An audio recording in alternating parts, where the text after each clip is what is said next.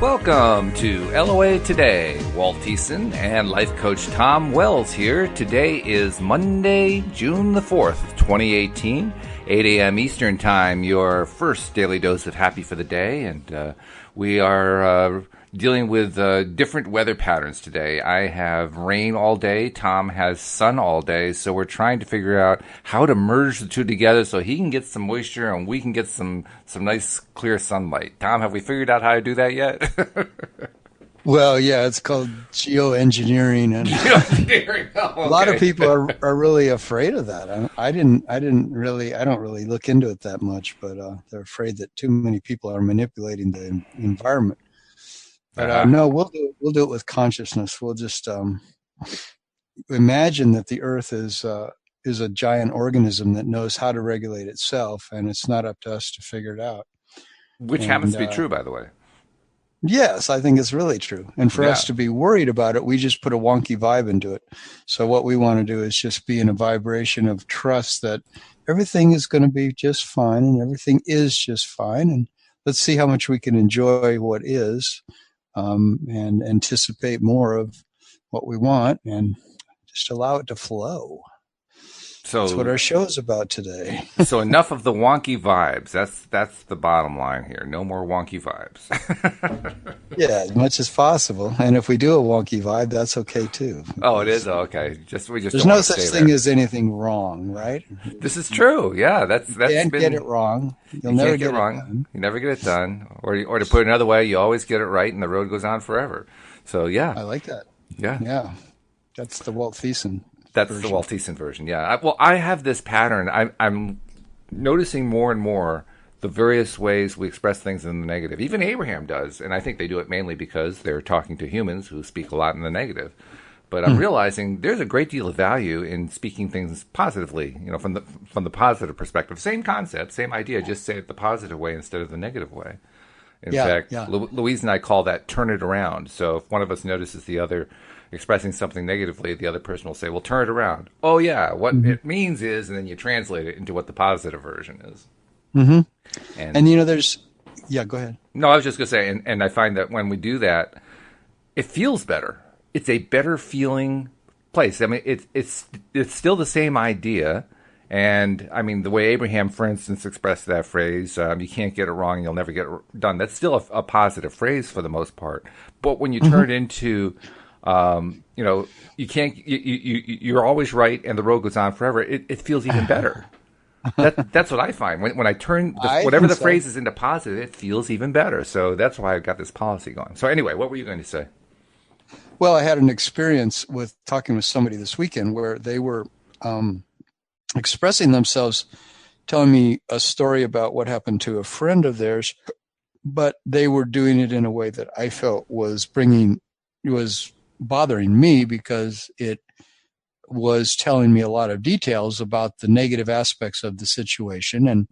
And this person was wanting to do it in a way to say that, well, this is what's happening. This is my friend is going through this and I'm telling you about it.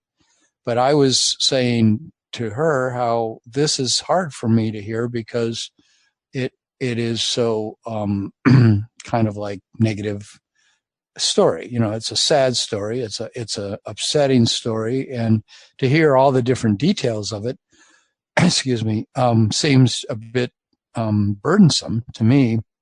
Because isn't there a way to talk about this situation where it seems that you're taking a tack of what's the possibly uplifting and soothing solution to this person's situation rather than what are all the bad aspects of it and how deep and ingrained and really troublesome are those negative aspects. And this person felt like that I was sort of dissing her, like in a way making her wrong for simply repeating the facts of the situation, you might say. Mm-hmm. And I said, but the way we say things makes a huge difference as to how those facts are unfolding. And it makes a huge difference as to the vibration you're broadcasting into the world. And, but she sort of took offense to it as if it was, crippling to her relationship to me, for me to point out that I didn't want to hear the negative aspects of the story. I know what And you so that mean. it's the Yeah, same sort of thing, which is yeah. what is your focus doing to the situation and to you and to me, and is there another way to tell the story, another way to focus on it that could be very helpful in the sense of you're expressing compassion for that person and you're expressing, well, how would you like to see the energy flow in a better feeling way? And that we're powerful creators. And so it makes a difference how we tell a story. One thing Right? that I found with people who do that, because I mean, I think we've all run into that, right? And we may have even Mm-hmm. done it Oh, I ourselves do it. with other I people. do it. I used to do it myself constantly, and I Yeah, sure. probably still do it. Sometimes. It's a very common and almost fundamental human thing to do, and I think it's probably cultural. We're taught culturally to do it, but nevertheless, we do it a lot. And I Yeah. found a phrase that I use that it isn't always as effective as I would like it to be, but it often Mm-hmm. is. Certainly, a lot more often than not using it at all. And that is, well, the good news is, and then try to reframe part of the story in terms of good news. And You first of do say all, that a lot. I just realized that. yeah. Oh, well, that's why I do it because Yeah, anytime right that you get on. into something that has that negative spin to it, it doesn't feel so good. You can feel it, right? Mm-hmm. So how can I turn that around into something that feels better? And often it it has usually one of two kinds of results with the person I'm talking to. On the one hand, you get the person who, no matter how you turn it into good news, they will be determined to turn it into bad news. Yeah. Just Yeah. absolutely determined. Yeah. That's where Yeah. they're fixated. Well, yeah, that is the good news. But on the other hand, this horrible thing is still going on. Yeah. Yeah. Yeah. So It's you not get getting that. any better. But the other thing that I sometimes get, and this is where I feel like it's really making some headway, is I'll say what the good news is, and they'll say, "Well, yeah, that's true. That is the good news." And then all of a sudden, the spew of negativity slows to a trickle. That's And right. then, after a moment, you come up with another good piece of news that's good news. Oh, yeah, that is good news. And eventually, often within just a few minutes, the other person kind of stops Yeah. because focusing on the good news took the angst away from it. Uh-huh. So Uh-huh. it can actually work either way. I think it just depends on how receptive the person that you're talking with feels at that particular time. If they're receptive to any degree at all, focusing on the good news is actually going to help derail them from the negative spin they're on. Yeah, that's really beautiful. That's actually what happened was I felt was that when I saw this person later in the day, she kept pointing out to me when I would be telling a story that wasn't very positive about something. And she would say, what's a better feeling story you could tell about that? Ah. And so each time I would go, thank you, and then I would immediately, spin a story, even if it was a fantastic story, but it just a story that sounded better. And it made me realize how helpful it is to be with another person who will, notice when you're, drifting into that Right. zone of telling a story in a way that you don't want that outcome that you're talking about, or it's a less than wonderful outcome, but you don't necessarily have to keep saying it that way. And if somebody else helps you see it, you can see your own blind spots that way. That's right. That I didn't need to really be talking about it in that way. Let me talk about it in this way. you know, And those and blind spots that's, are so easy to have. I mean, very often, yeah. you have a whole conversation. It isn't, maybe you don't even notice it at all, or perhaps like an hour later you realize, wow, I really went negative there. Why didn't I notice that? But it's so easy to do. So, yeah, to have somebody to point that out to you, as long as they're doing it in a way that's also positive and constructive, is fabulous. Yeah. Yeah. So that's the beauty of hanging out with people who are into law of attraction, or they have this kind of understanding. Yeah. And why it's been so frustrating for me is our last podcast was about friendships and how friendships can change over time. And if you're with a person who simply is determined to speak about things, to address working on change in the world by looking at what's negative and what's not working and how difficult it all is, and then mounting into a battle against it, that it's really a different way to approach change. Yeah. Not that approach is completely to, I can't put anybody in a box and make anybody wrong, because I've done it a lot myself. Let me fight against this thing, and Oh, sure. therefore I will win. But I believe that that's the old paradigm that is fading out of the world. Hopefully, more Mm-hmm. and more is that people are going, I'm going to just stay on the positive side of the emotional scale as much as I can and see what kind of transformation takes place by my getting happier and happier and more soothing myself and looking more and more for what's working, what feels good, all that. I think that there's a tremendous amount of change that can take place from that perspective, rather than always feeling that I have to dive in with both feet into the muck and the mire and get immersed in it, and therefore that's how we're going to fight the beast. We're going to go head to head with it. Yeah, right. Yeah. But yeah, you're in the vibration of the problem and the beast. You're gonna vibrate with a lot of that, and it's going to be a fight, and could get pretty bloody. Plus, there's a lot to be said for pursuing topics and interests that you like, that have, when you approach them in a very positive way, and a way that produces very positive results. In other words, deliberate creation, right? Yeah. And an example of that, excuse me, last week I started putting out there that I'm looking for just listeners and ordinary people who want to share their law of attraction stories, similar to the book we just put out with all the coaches telling their stories. Mm-hmm. And over the weekend, I started reaching out on social media, looking for people who had success stories. I actually did some searching for them and found some. And I've already found a couple of people who are willing and interested in sharing their stories. So, that's great. The second book is already underway in a sense. And that activity of just reaching out to do something that is all about the positive feels really good. That's a wonderful way to approach a project like that. Well, that's the best part about doing a project like this, because it's an all positive project anyway. I mean, anytime that you're telling a law of attraction story, unless it's possible to have a law of attraction story for sure that has a negative spin to it, because if you focus on negative, you tend to attract negative. So certainly that is possible to do. But my tendency is to want to find the positive stories. And most people want to tell the positive stories, as it turns out. Even if they don't have it available, that's what they really want to do. They want to tell the positive story. So from the get-go that, for the most part, when you're putting out there, I want law of attraction stories, people are going to be coming back to you with positive law of attraction stories. Well, that gets you in a good frame of mind, just knowing you're going to get good stuff coming back to you. It gets you into a very positive frame. So, I mean, I didn't spend a lot of time on it, but the time I spent on it felt really good. Really, really That's good. wonderful. Yeah. That's how, when I created these dances I created here in Boulder, Colorado, I did them with this understanding within myself that if this isn't fun, every step of the way, I'm not doing it, And so, as I would be creating all the iTunes playlists and looking for the music, and, I could run into frustrating obstacles at times, and I would back away and say, okay, how could I imagine this and do this in a way that feels good to me, and it feels fun, it feels enlivening. And invariably, it would take me back to enjoying the music that I was creating, because really, why am I putting on a dance with amazing music from all over the world?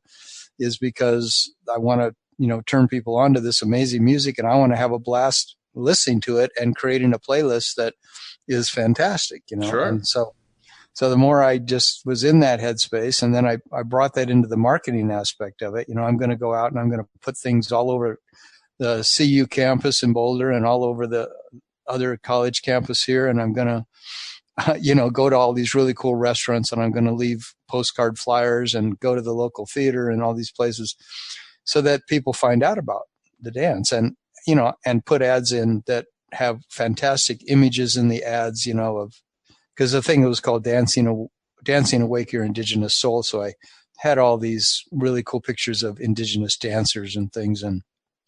But it was all in all, it was a pretty dang fun thing to do. And of course, the dance itself was fantastic. Sure. And I just love to dance. So these were 2-hour long freestyle conscious dancing. And so, to do projects that way, it's amazing. That would be a cool name of a book.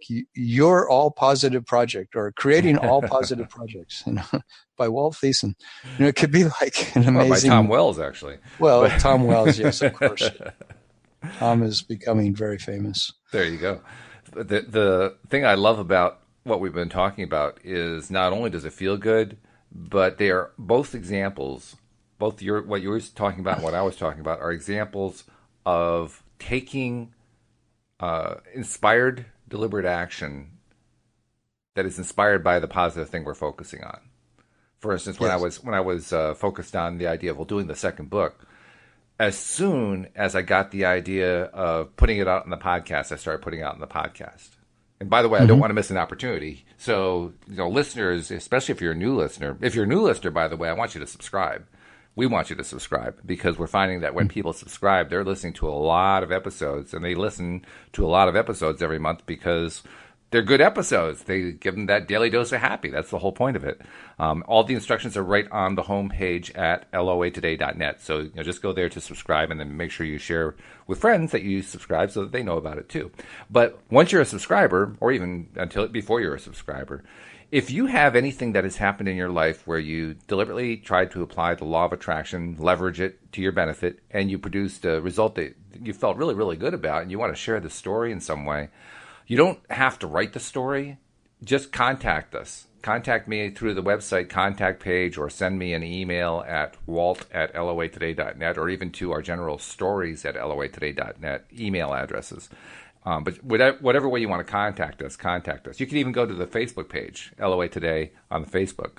But whatever method you use to contact us, just contact us. And I'll set up a time with you where we can do either a phone conversation or a Skype call or a Zoom call or something like that, depending on where you're located. And I will just capture all the details, and I'll write the story. I'll tell your story for you.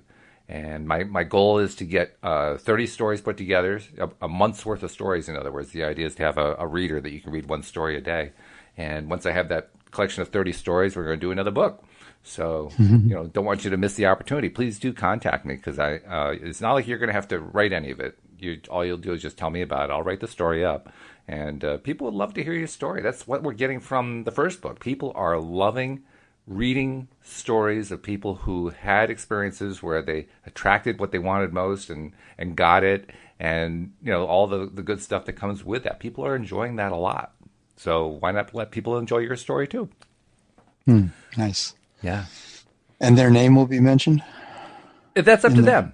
That's a good point. It's up to them. If you want to use your real name, I'll use your real name in the story. If you want me to use a pseudonym for you, I'll use a pseudonym. The story is the important part anyway. And, if you want your privacy protected, I totally understand that.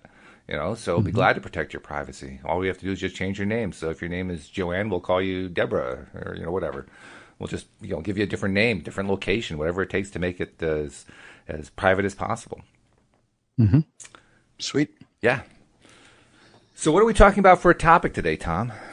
Well, we've kind of been talking about it already. It's the topic of experiencing your life and what is calling you. And if there's this thing that's called a Kundalini awakening, which my understanding that's come out of India over many, many, many centuries. This practice of awakening what's considered you might say in image terms, to be like a coiled snake that lives at the base of the spine, and that when this snake is actually awakened, this energy in the body, it moves up the spine, and it eventually comes into the head, and it's a massive life-transforming event. For a lot of people, they're never the same after they have this Kundalini awakening.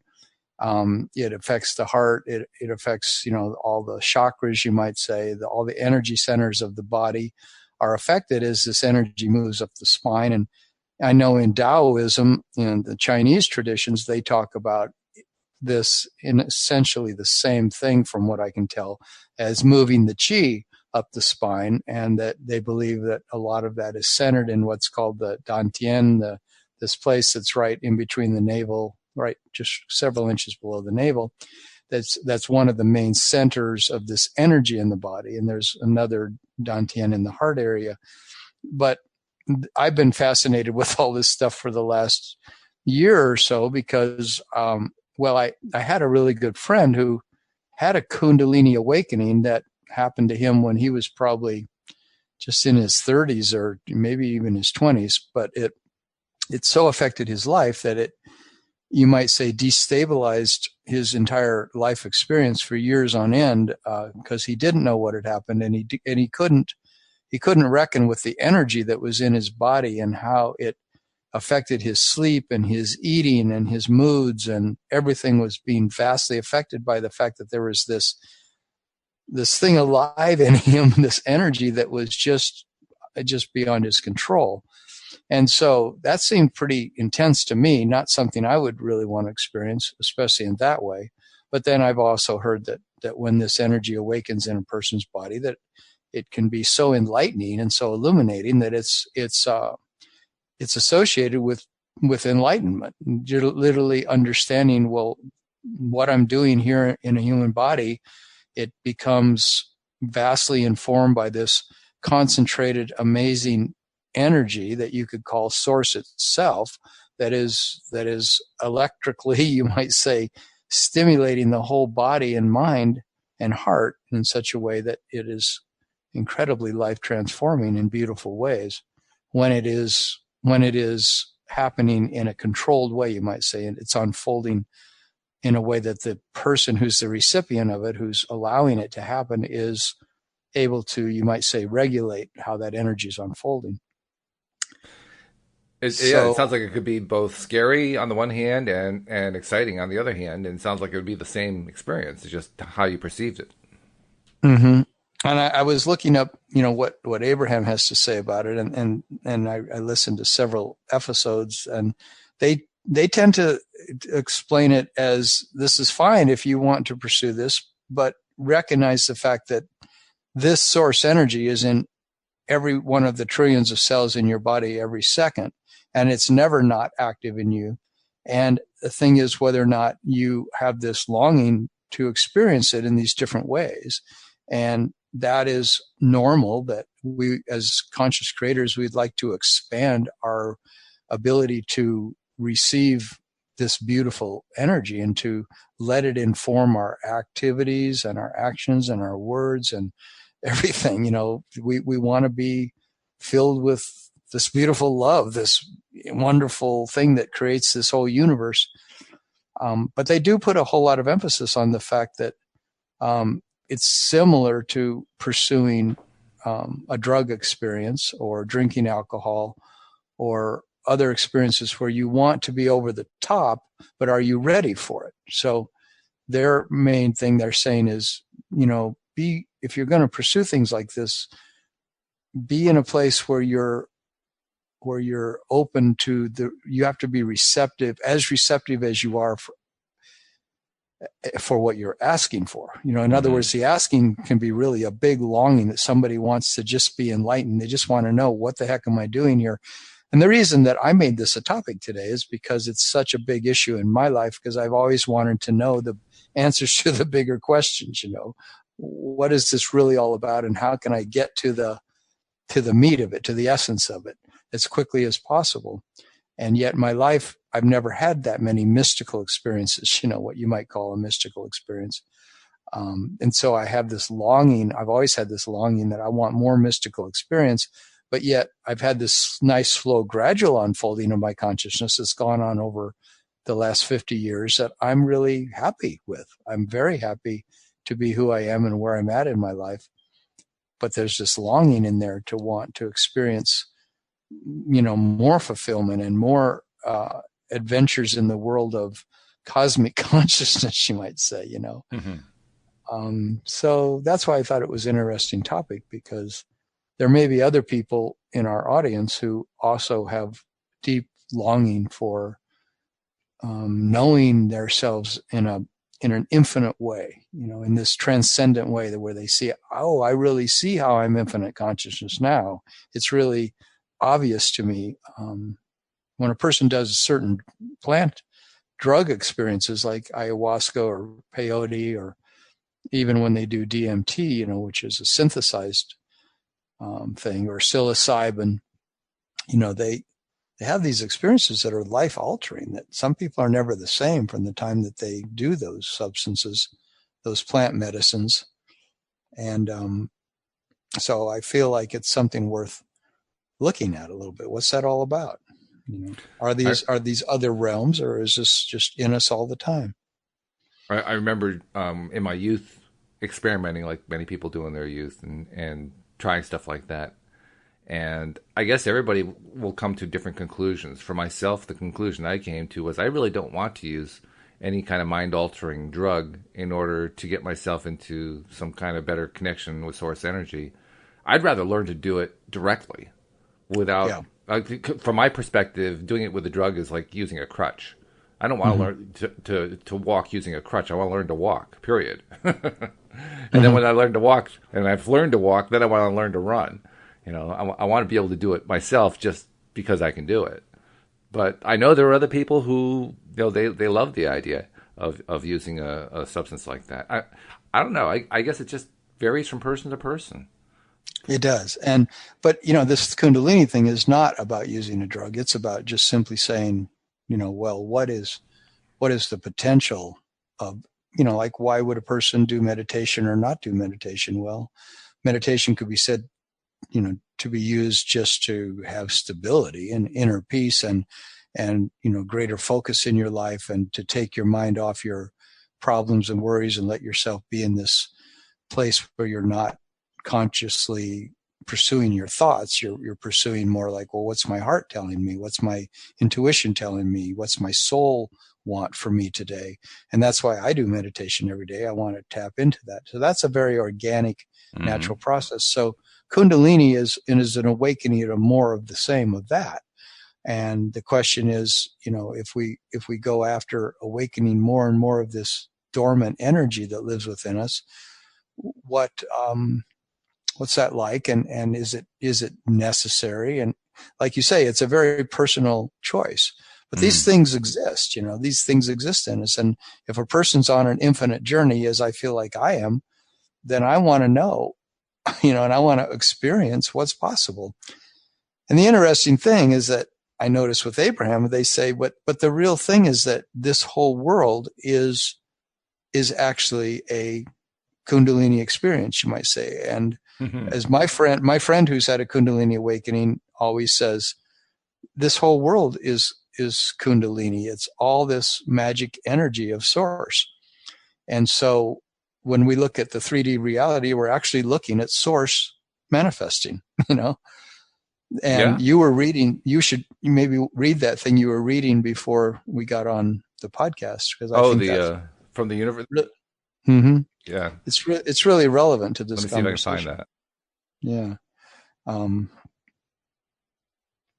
Of course, it'll take me a moment to get the email open because I wasn't anticipating this. I normally would have all this stuff like ready, ready to go. It's like, I forgot about it. I should have told you that I was curious. You're gonna call that? Yeah, well, that's all right. I just have to find it.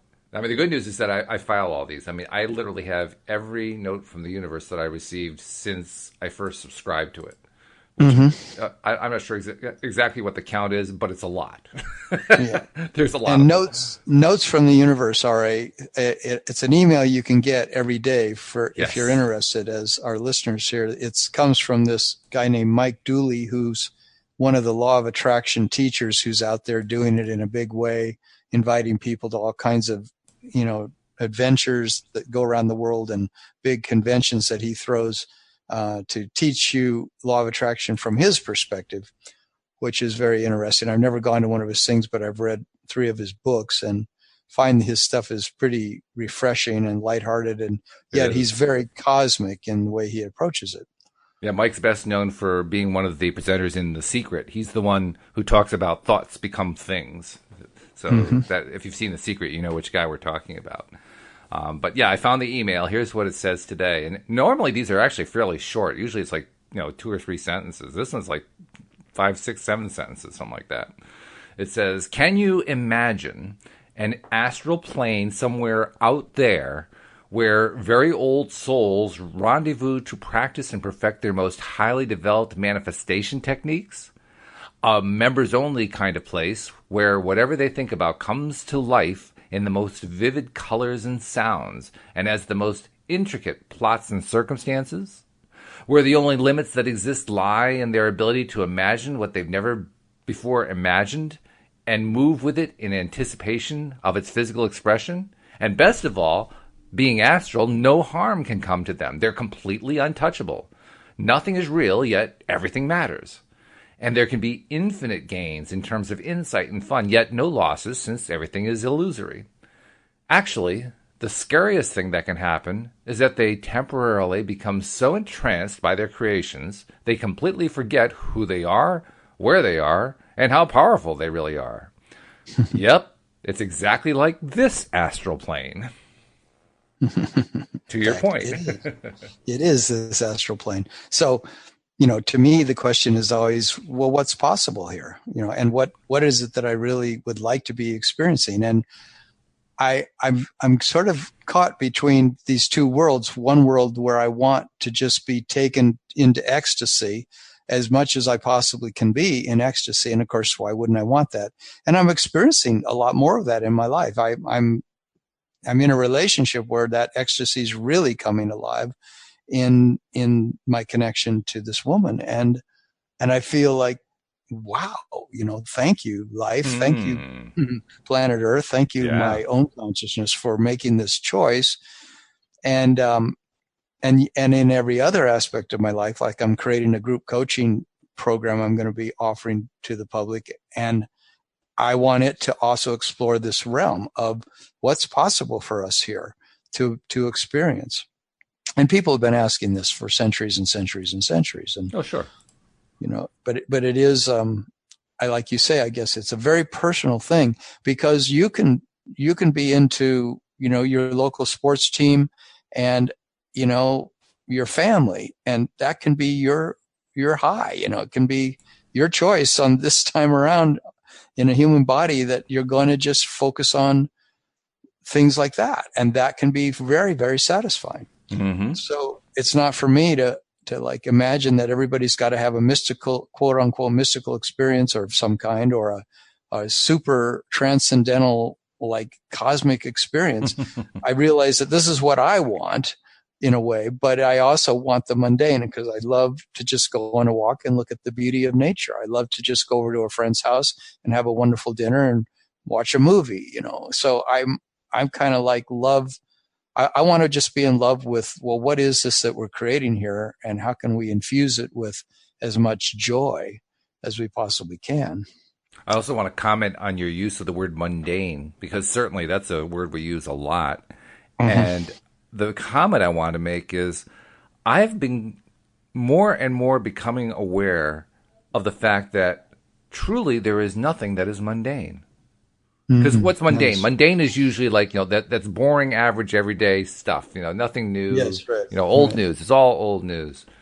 And what I'm becoming more and more aware of is the happier I make myself, the better I am at controlling my emotional response to things so that I'm responding as positively as possible, the less the mundane stuff seems to be mundane.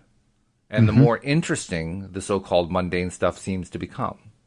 And I know that's me. I know that's me. As I'm making my own change in my emotional set point and in my perspective about life, what I'm doing is I'm kind of, in a sense, waking up to just how cool life really is. But what it seems like, from my perspective, is that life is becoming more interesting.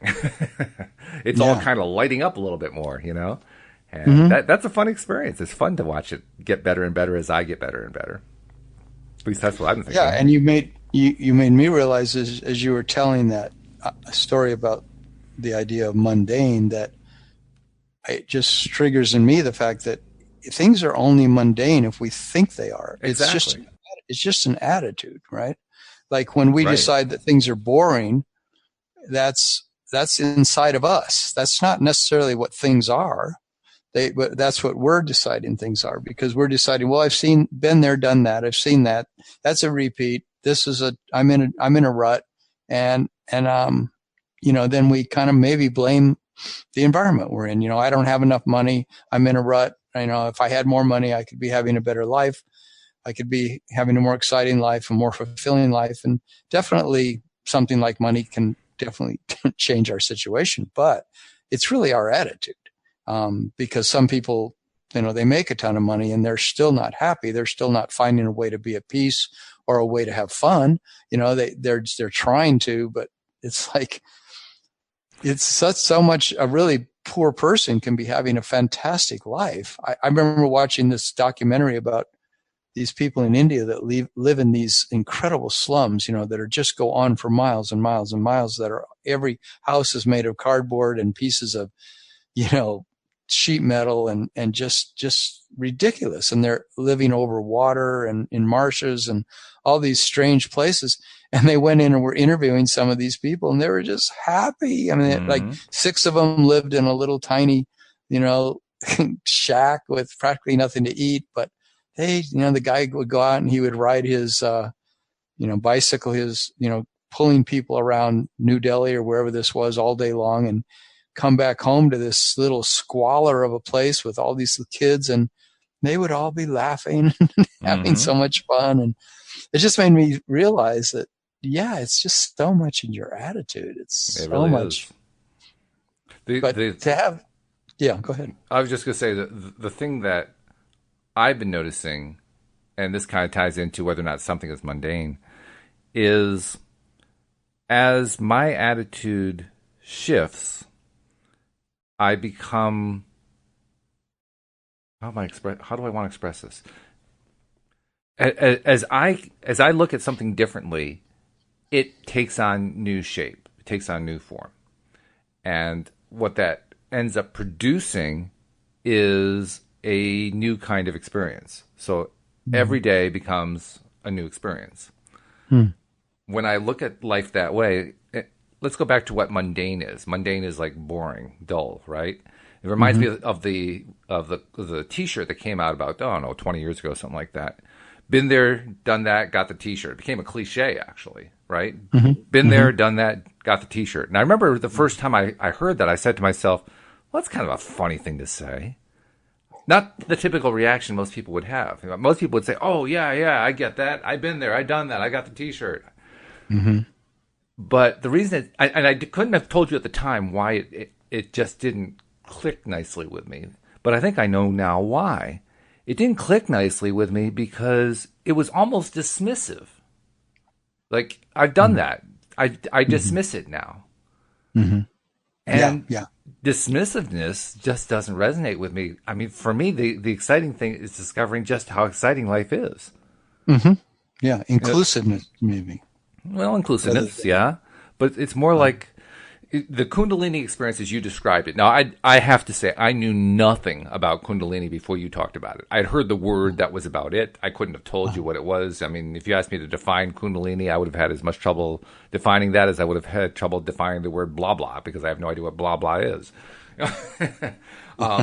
But you gave it some shape, and as you gave it some shape, this energy experience, I realized that's what is happening more and more. For me, I am experiencing more and more energy experiences. And by energy experiences, I mean I am finding more and more ways to discover the energy that is already in everything and to, in effect, quote, see it, unquote, although I can't necessarily see it like Wendy's friend Keisha can do. Keisha can actually see energy. I kind of envy that. But I can't really see the energy, but I am becoming more aware of energy in everything. And as I become more and more aware of it, that's cool.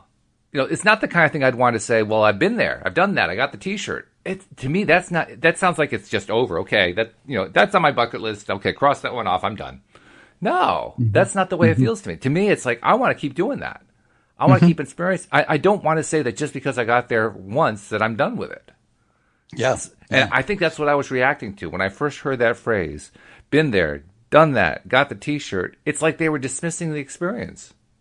I'm sure they didn't see it that way, but that's the way it felt to me. Yeah, I find that I keep this thing alive in me of just wanting to always go higher, go deeper, go further, go, simpler, go happier, go, just it's this constant sense of I want to expand, I want to grow, I want to be on the leading edge of my possibilities, while I'm here.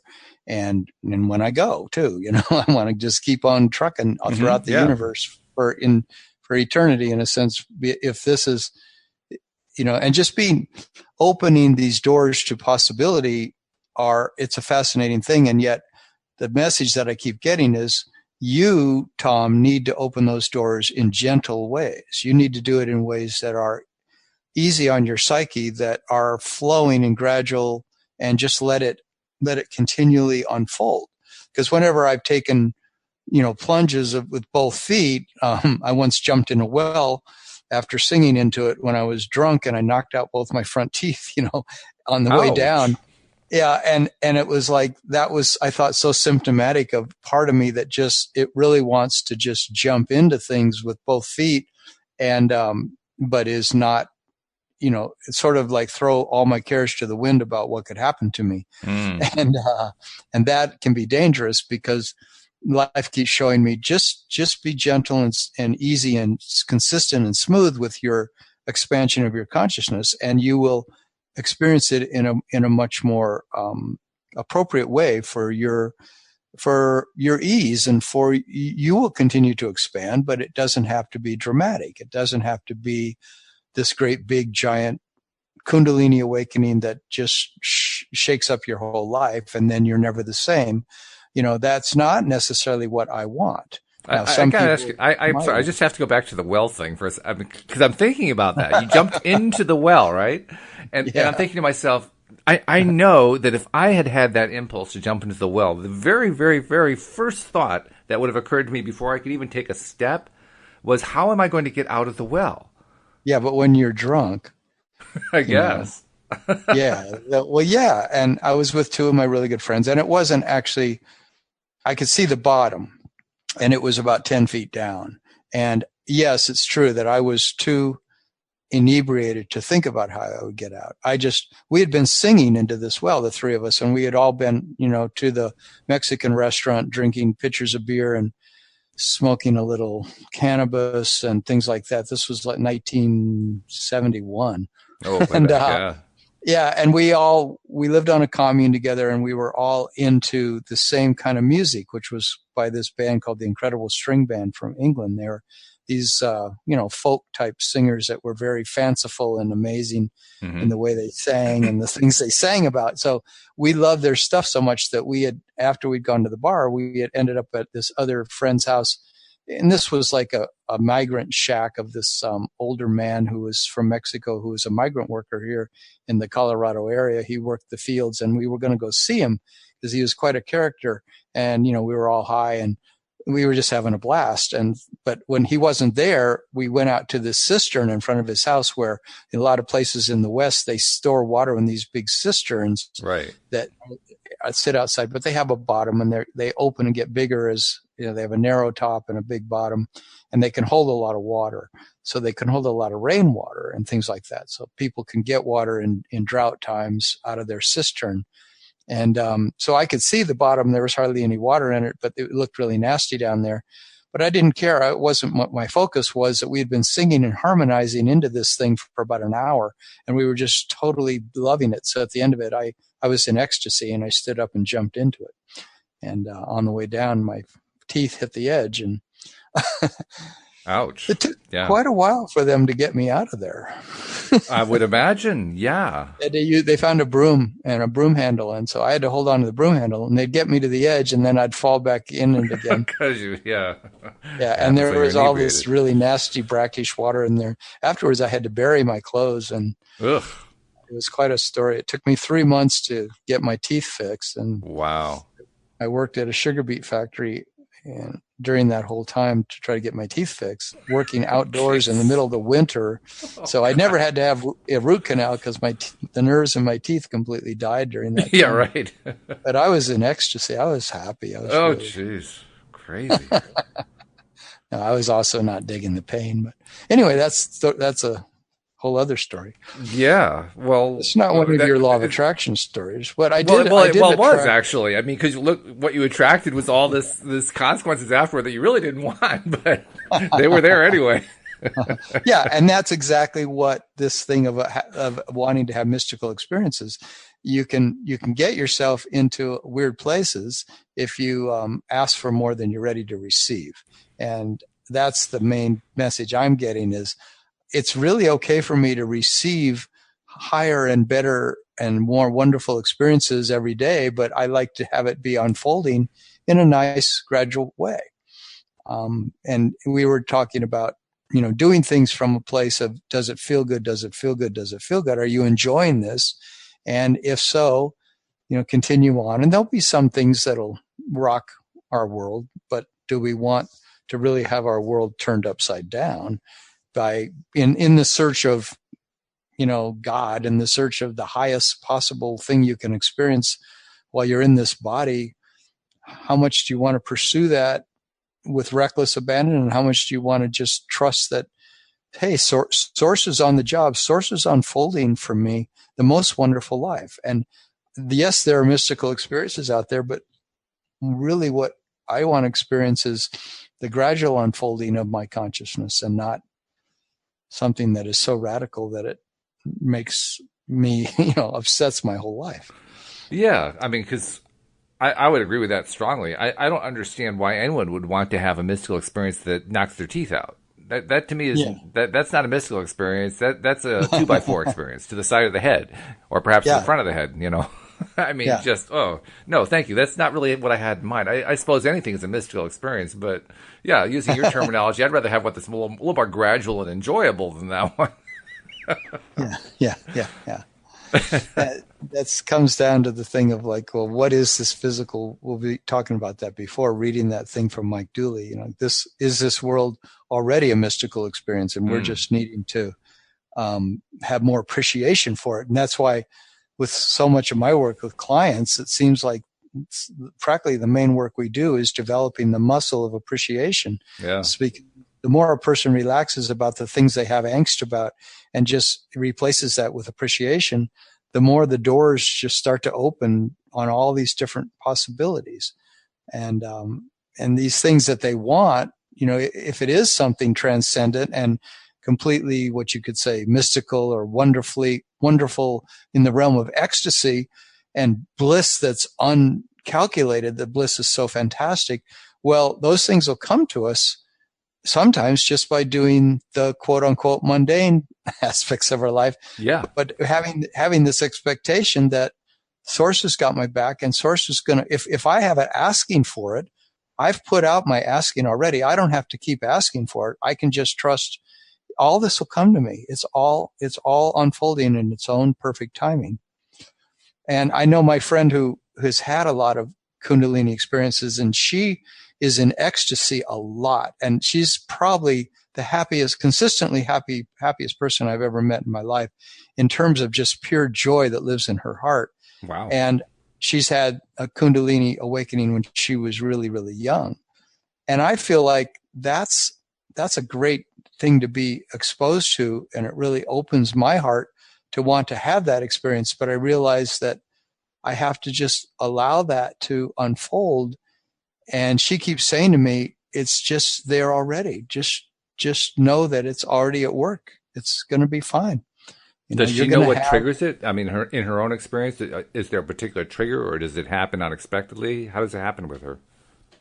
It happens by certain triggers, but it happens sometimes sort of unexpectedly. I think she's much more in control of it than ever was at previous times in her life, where it just was extremely mind-blowing to her. In fact, she's writing a whole book about how extremely mind-blowing it was to her at times in her life to experience the fire of it. The literally the transforming nature of it was so powerful that, yes, it rocked her whole world in ways that I suppose could have said she never would have chosen. Or maybe she would say she would have chosen. Obviously, according to my understanding, she did choose. We all are choosing the experiences we're having on one level, one way or the other. So anything that's showing up in our life, it's what we're asking for. So in a way, be careful what we ask for. She's even said that to me. Right. Be careful what you ask for. It will unfold in your life. So I think spirit or whatever it is, source is so wonderful to me because it unfolds experiences in my life in such a level-headed way most of the time, except when I jump in the well and things like that.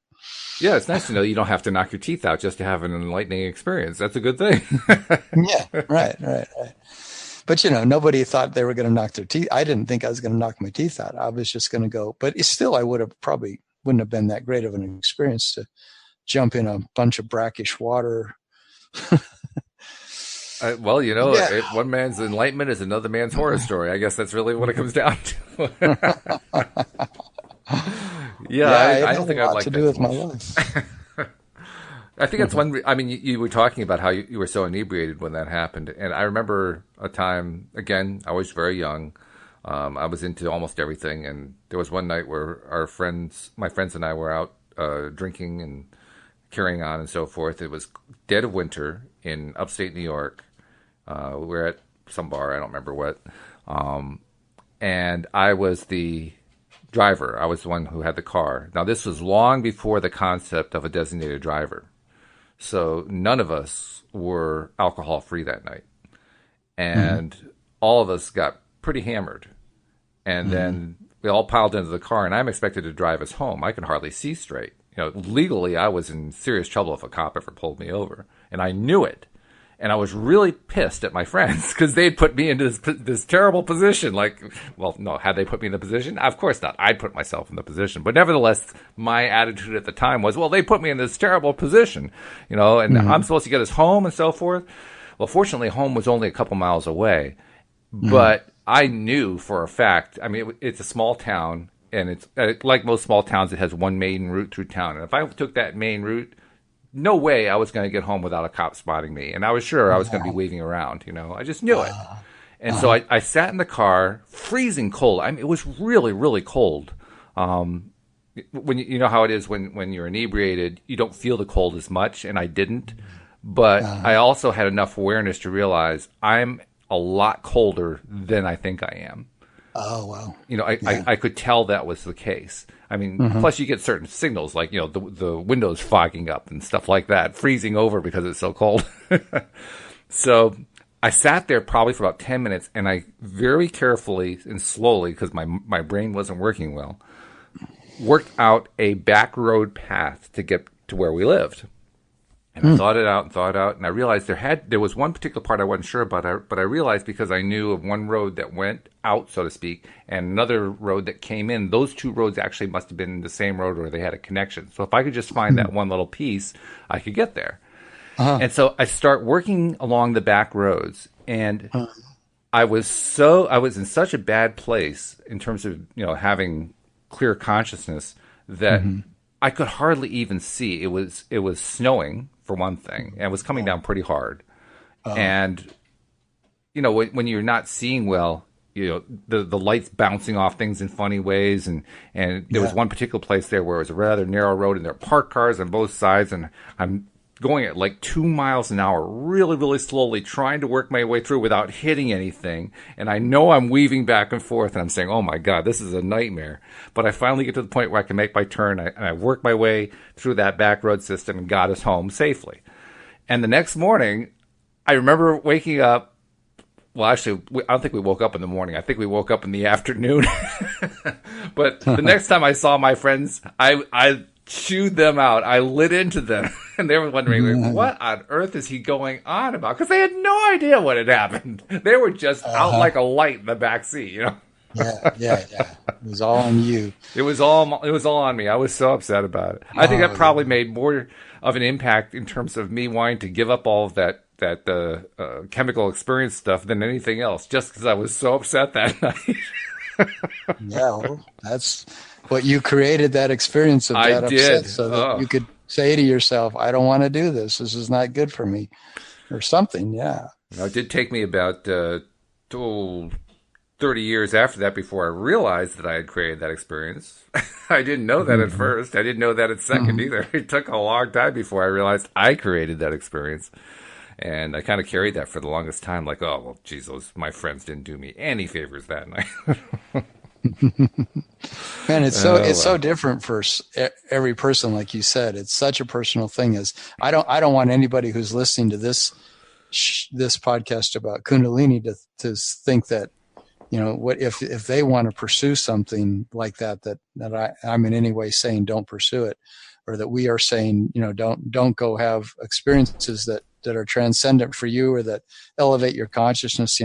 Quite the opposite. Like, have those experiences, but do it in a way that you feel good about it, that you feel Exactly. like you're staying in alignment. It's like sometimes we go out of alignment to get back into alignment. Like you say, get hit with a 2x4 in order to get your cosmic Right. experience, but you don't need to have it that way. That life will unfold it for each of us in a really wonderful way if we are intent on staying in that beauty, staying in that alignment with our higher source self. That there's tremendous amount of help from the universe and grace that'll enable our life to unfold and unfold and unfold and unfold. And we can have unlimited ecstasy, I believe. It's just that let it unfold as natural as the way the leaves come on the tree in the springtime. It's a natural, beautiful process, but it changes that entire tree. That tree is a completely different animal than when it was going through the winter.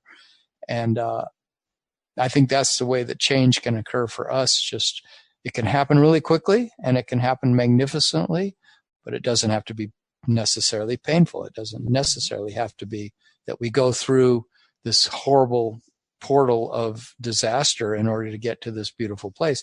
Sometimes that does happen, obviously. And there's tons of stories in mythology and all over the world of, that you can't get to ecstasy till you pay the price to the underworld. You've got to it's like Dante's Inferno, or something. You've got to descend into the underworld in order to be able to go to the upper world. And I don't know, like what that really means. So don't take me as an authority on this. Some of our listeners may know a lot more about this than I do.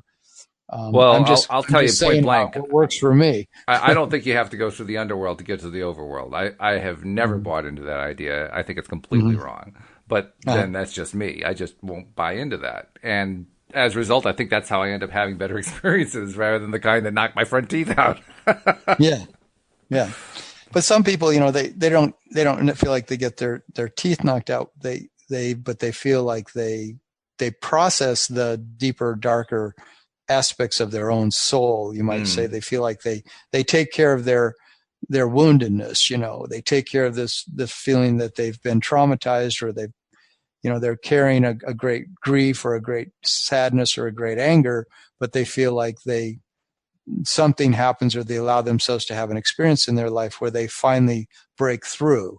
And we could say, well, was that breakthrough through going through a lot of pain, or was that breakthrough by going through a lot of joy, or some combination of the two? And I think that's a very individual thing. Some people, I think they've had a lot of trauma and they go to a therapist or something and they work through it and whatever it takes, but they do get through it and they do get to a better feeling place. So to reframe what Abraham says, we always get it right and the road goes on forever. So no matter what road we pick, we may pick a road that takes us to, the abandoned warehouse district, but it's still not a wrong road. It was the right road for us to take because that's the best decision we could make at the time. That's really what it is. I think it's learning to become happy with our own decisions. That's a good one. If we're happy with our own decisions, we're going to make better decisions anyway. If we're not happy about them, we're going to make worse decisions because one leads to the other. So it's really about becoming happy about our decisions. The happier we become, the happier our experience becomes, I think.